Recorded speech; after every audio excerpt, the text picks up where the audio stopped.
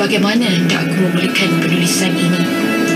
Namun ketahuilah para pendengar sekalian, bahawa aku telah berkhidmat dengan kerajaan Malaysia sejak 1985 lagi, melebihi 31 tahun. Dan jika dicampurkan dengan jumlah perkhidmatanku sebagai pegawai sementara selama 5 tahun, bermakna perkhidmatan aku dengan kerajaan Malaysia sudah menjangkau 36 tahun. Suatu tempoh yang cukup lama dan selayaknya aku untuk bersara daripada perkhidmatan kerajaan. Sepanjang aku berkhidmat, tidak pernah aku mendapat prestasi yang serendah ini pada 2016. Prestasi yang dinilai pada tahun lepas dan pada tahun-tahun sebelumnya semuanya okey saja. Tetapi mengapa pada tahun 2016 prestasiku merudum ke bawah? Aku rasa diri aku bukan sahaja terjatuh, malah terjelapuk. Dan sukarnya untuk aku bangun dan kesakitan yang teramat sangat. Dalam amalan profesionalisme keguruan, sememangnya aku sentiasa membuktikan kecemerlangan dalam tugas. Aku sangat berdedikasi, komited dan menghayati budaya kerja cemerlang. Aku sentiasa berusaha untuk menimba pengetahuan, mempelajari ilmu, kemahiran dan nilai baru bagi menyelesaikan masalah semasa menjalankan tugas. Antaranya menghadiri kursus melebihi 7 hari setahun. Malahan aku dapat mencapai sehingga 76 hari. Bukan semua orang boleh dapat sebanyak ini. Namun mungkin penilai tidak melihat semua ini. Atau dalam perkataan lain, tiada sesi perbincangan secara langsung yang diadakan antara aku dengan penilai pertama maupun penilai kedua berkaitan penetapan sasaran keberhasilan dan kemajuan kerja. Bukan itu sahaja, tiada bimbingan yang berterusan diberikan kepada aku berdasarkan kompetensi dan prestasi kerja. Masa terus berlalu. Masa penilaian pertama bermula pada bulan Julai, aku masih menunggu untuk dipanggil. Namun, penantianku hanyalah sia-sia sahaja. Aku masih juga belum dipanggil. Apabila aku sendiri berusaha bertanya kepada penilai pertama, pelbagai alasan diberikan. I'm busy right now. Itulah alasan yang diberikan. Dalam hati aku berkata, macam dia seorang saja yang sibuk. Macam orang lain tu tak kerja, goyang kaki je ke? Nanti kau jawablah dalam kubur. Terkenang semasa ku belajar dulu, guru-guru para pendidikku, mereka mengajarku berbagai ilmu, menjadi pedoman dalam hidupku. Tak kira pintar ataupun yang sukar, terus tabah mendidik dengan penuh sabar. Inginkan anak bangsa yang terpelajar, kejayaan guru pun tersenyum lebar.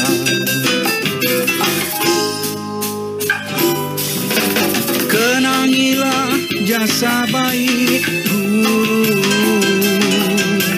muliakanlah mereka selalu.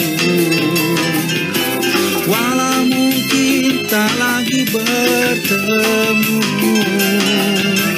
ingatilah mereka dalam doamu. Terkenang semasa ku belajar dulu, guru-guru para pendidikku. Oh, mereka mengajarku berbagai ilmu, menjadi pedoman dalam hidupku.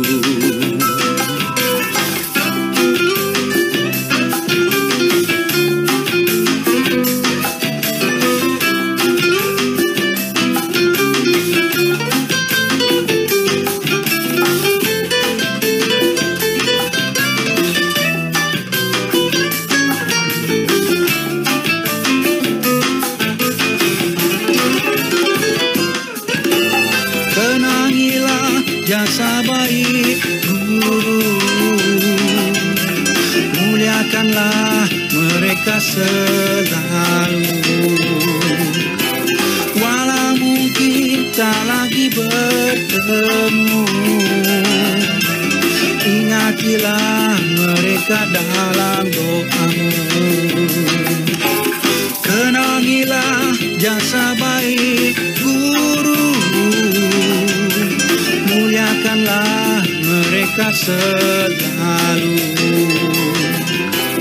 Walau mungkin tak lagi bertemu, ingatilah mereka dalam doamu. Terkenang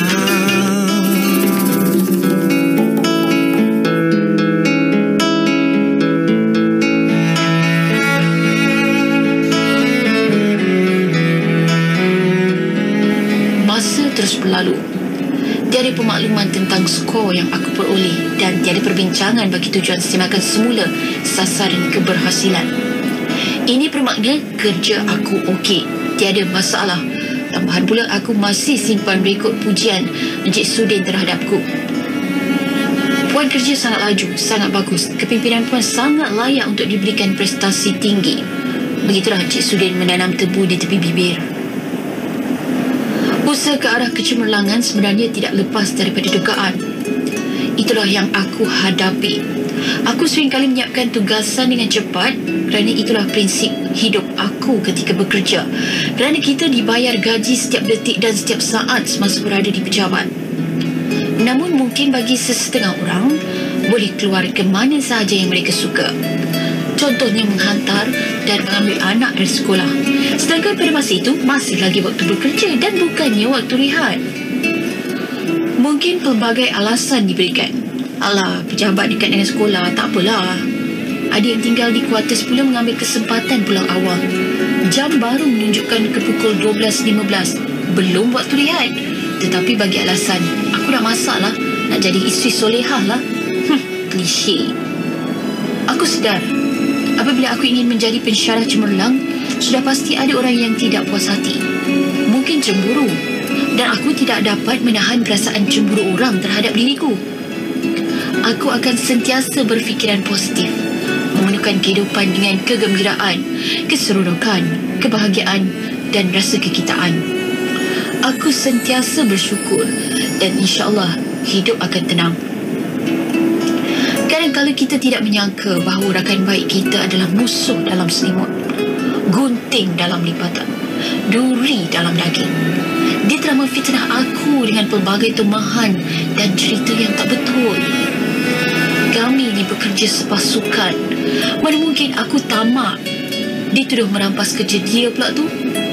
Bagi aku ini semua dugaan untukku, dan setiap dugaan itu membawa nikmat tersendiri. Setiap peristiwa membawa pelajaran dan pengajaran. Begitulah kerana manusia yang sanggup melakukan apa saja demi mendapatkan apa yang dihajati. Dia akhirnya dilantik sebagai ketua jabatan menggantikan Encik Sudin yang sudah dinaikkan pangkat ke DG 54. Tahniah atas lakonan mantap kedua-dua pelakon hebat yang tidak perlu pun menghadiri sesi pitching, tidak perlu latihan dan tidak perlu menghafal skrip. Hadiah untuk aku yang tidak pernah ponting dan sehingga kini cuti tahunanku masih lagi berbaki. Ujian untukku disangka panas sampai ke petang, kiranya hujan di tengah hari.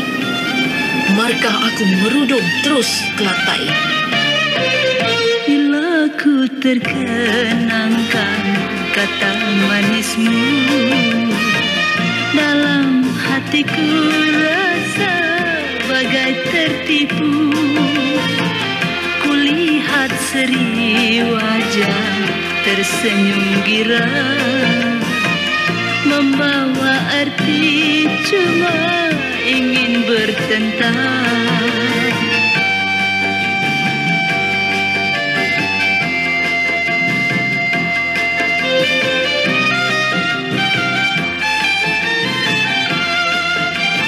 Ku rasa tiada bahagia jiwa bertemu si dia yang berdusta. Walaupun lama hati mengeluh rindu, namun kandaku tetap riang selalu. Mengapa di kau selalu ingin berjanji, segala puja mesra tidak berarti.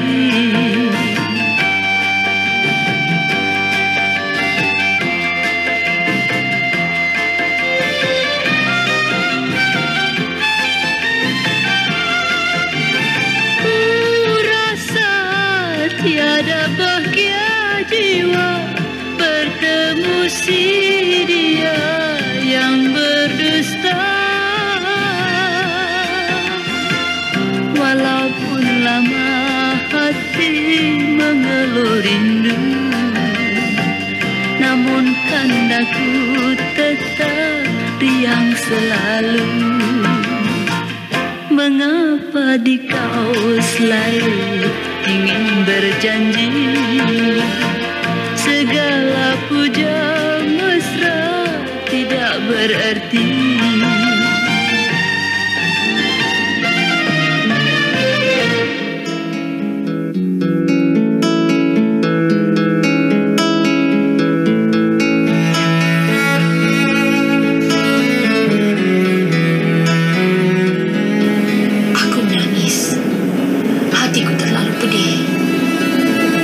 Hendak aku ceritakan di sini. Hatiku bagai disiat-siat, ditoreh dengan sembilu tajam.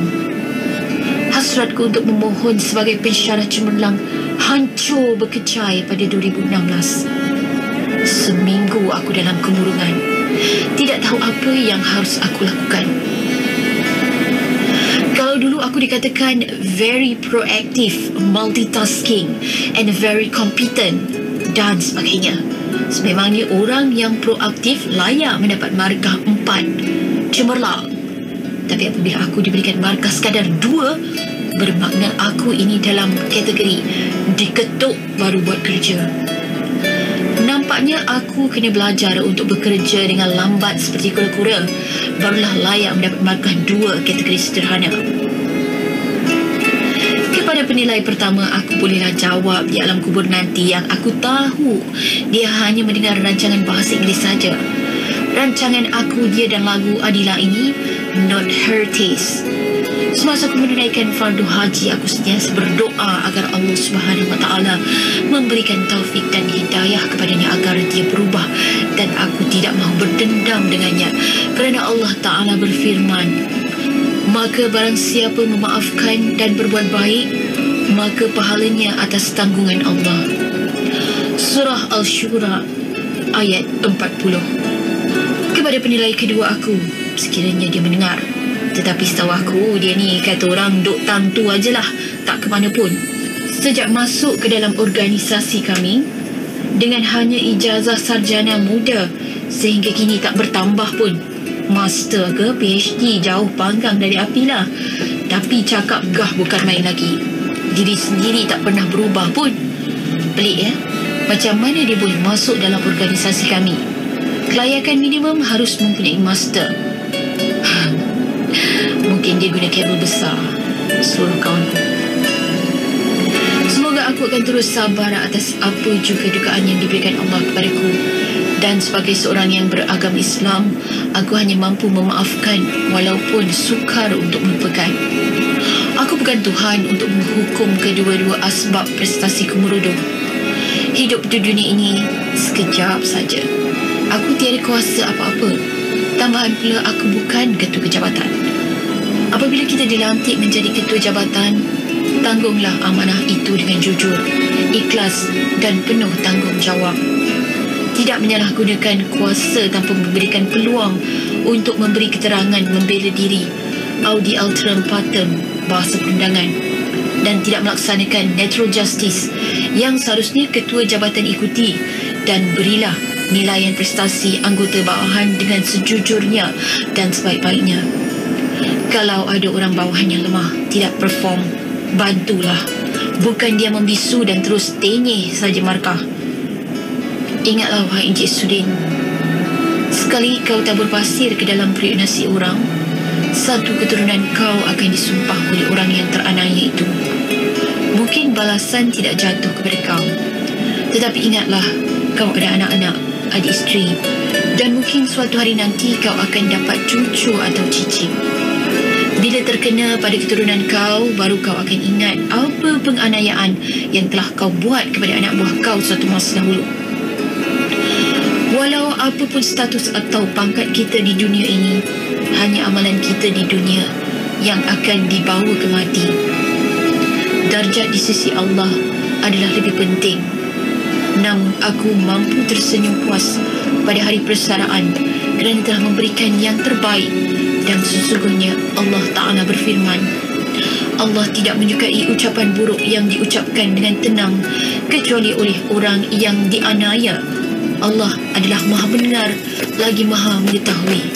Surah An-Nisa ayat 148. Ya Allah ya Azim, ya Fattah ya Alim, ya Allah ya Rahim, ya Arhamar Rahimin, ya Allah ya Azim, ya Fattah ya Alim, ya Allah ya Rahim, ya Arhamar Rahimin.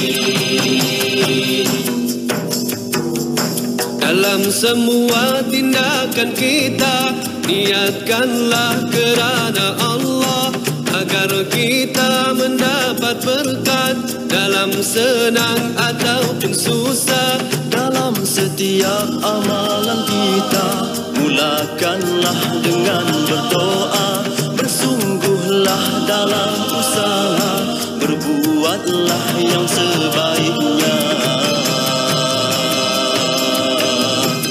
Ya Allah ya Azim, ya Fattah ya Alim, ya Allah ya Rahim, ya Arhamar Rahimin, ya Allah ya Azim, ya Fattah ya Alim, ya Allah ya Rahim, ya Arhamar Rahimin. Mulakanlah dengan namanya, Bismillah, Bismillah. Dalam senang bersyukurlah, ucaplah Alhamdulillah. Jika susah beristighfarlah, Astaghfirullahalazim. tawakkallah kepadanya. Tawakkalna ala Allah, tawakkalna ala Allah, tawakkalna ala Allah, wala hawla wala quwata illa billahil aliyyil azim. Kami tawakal kepada Allah, tiada berkuasa selain darinya. Doa, usaha dan berserahlah, terimalah qada qadarnya. Terimalah qada qadarnya. Ya Allah ya Azim, ya Fattah ya Alim, ya Allah ya Rahim, ya Arhamar Rahimin, ya Allah ya Azim, ya Fattah ya Alim, ya Allah ya Rahim, ya Arhamar Rahimin. Mulakanlah dengan namanya, Bismillah, Bismillah. Dalam senang bersyukurlah, ucaplah Alhamdulillah. Jika susah beristighfarlah, Astaghfirullahalazim. Tawakkallah kepadanya, tawakkalna